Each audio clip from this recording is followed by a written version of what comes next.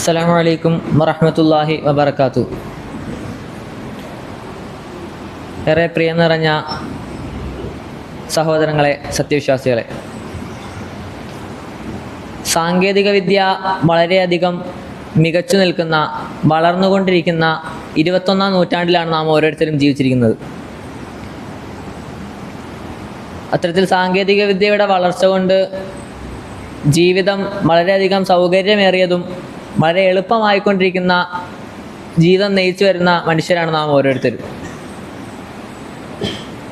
അത്തരത്തിൽ സാങ്കേതികവിദ്യയുടെ വളർച്ച കൊണ്ട് നാം ഓരോരുത്തരും ഇന്ന് നമ്മുടെ ജീവിതത്തിൻ്റെ എല്ലാ മേഖലയും വളരെ എളുപ്പത്തോടു കൂടി, സൗകര്യത്തോടു കൂടി മുൻകാലങ്ങളിലെ ആളുകൾ ചെയ്തു വന്നതിനേക്കാളിലും എളുപ്പത്തിൽ ചെയ്തു വരുന്നു. അത് വിവരങ്ങൾ ലഭിക്കുന്നതിലായിക്കോട്ടെ, മറ്റു പ്രവർത്തനങ്ങളിലായിക്കോട്ടെ, നമ്മുടെ ദൈനംദിന ജീവിതത്തിലായിക്കോട്ടെ, ജീവിതത്തിൻ്റെ എല്ലാ മേഖലയിലും.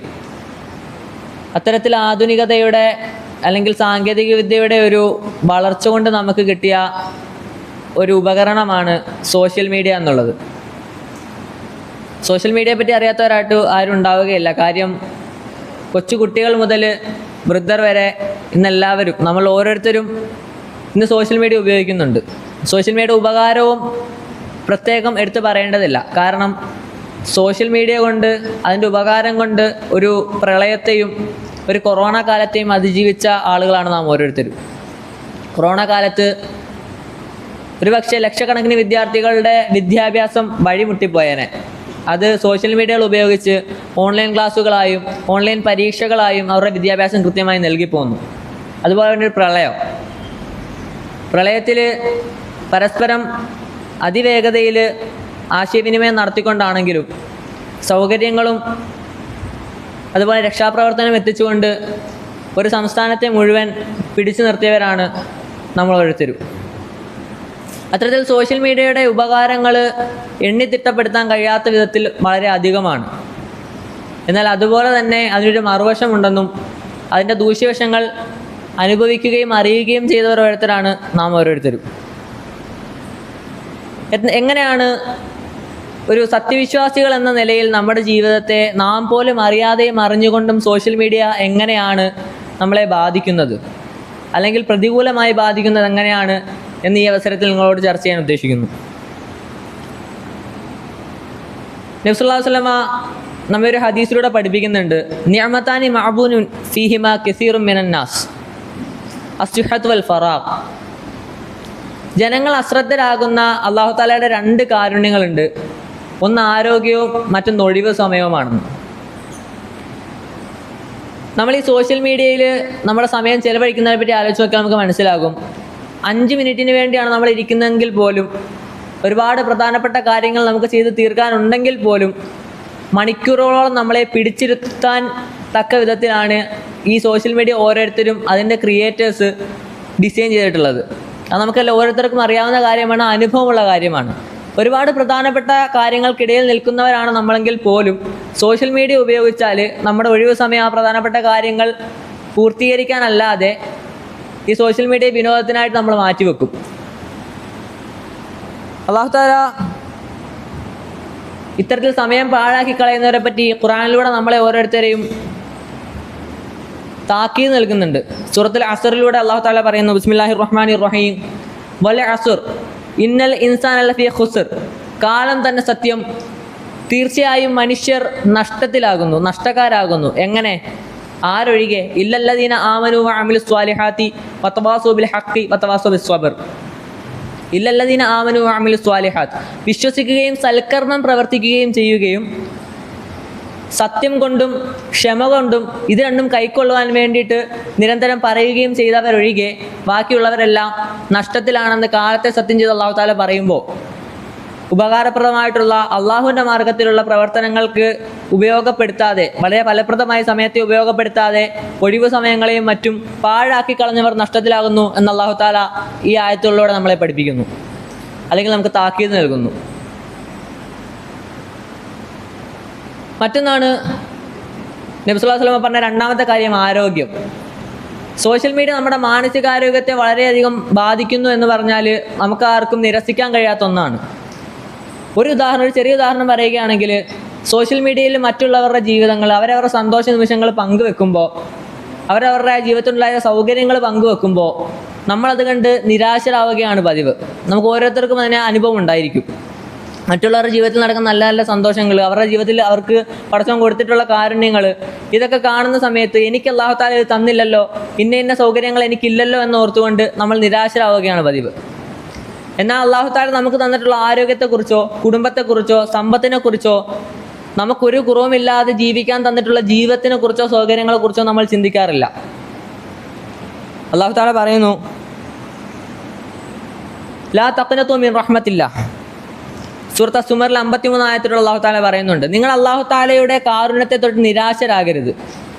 അല്ലാഹു തആല തന്നിട്ടുള്ള കാരുണ്യത്തെ ഓർത്തുകൊണ്ട് എപ്പോഴും അതിന് ശുക്ർ ചെയ്യുന്ന നന്ദിയുള്ളവരാവണമെന്ന് അല്ലാഹു തആല നമ്മളെ ഓർമ്മപ്പെടുത്തുന്നുണ്ട് ഖുർആനിലൂടെ. സൂറത്തുൽ ഇബ്രാഹിമിൽ 7-ാമത്തെ ആയത്തിലുള്ള അല്ലാഹു തആല പറയുന്നുണ്ട്, ല ഇൻ ശക്കർതും ല അസീദന്നകും വല ഇൻ കഫർതും ഇന്ന അദാബി ലശദീദ്. നിങ്ങൾ നന്ദിയുള്ളവരാവുകയാണെങ്കിൽ നിങ്ങൾക്ക് ഞാനത് അധികരിപ്പിച്ചു തരുന്നതാണ്. എന്നാൽ നിങ്ങൾ നന്ദികേട് കാണിക്കുകയാണെങ്കിൽ ഇന്ന അദാബി ലശദീദ്, തീർച്ചയായും അവർക്ക് കഠിനമായ ശിക്ഷ ഉണ്ടെന്ന് അല്ലാഹു തആല താക്കീത് നൽകുന്നുണ്ട്. കേവലം സോഷ്യൽ മീഡിയ എന്നൊരു ഉപകരണത്തിലൂടെ നബി സല്ലല്ലാഹു അലൈഹി വസല്ലം നമ്മളെ പഠിപ്പിച്ചു തന്ന ആ ഒരു 2 കാര്യങ്ങൾ അതിപ്പോൾ ലോകത്ത് നടന്നുകൊണ്ടിരിക്കുകയാണ്.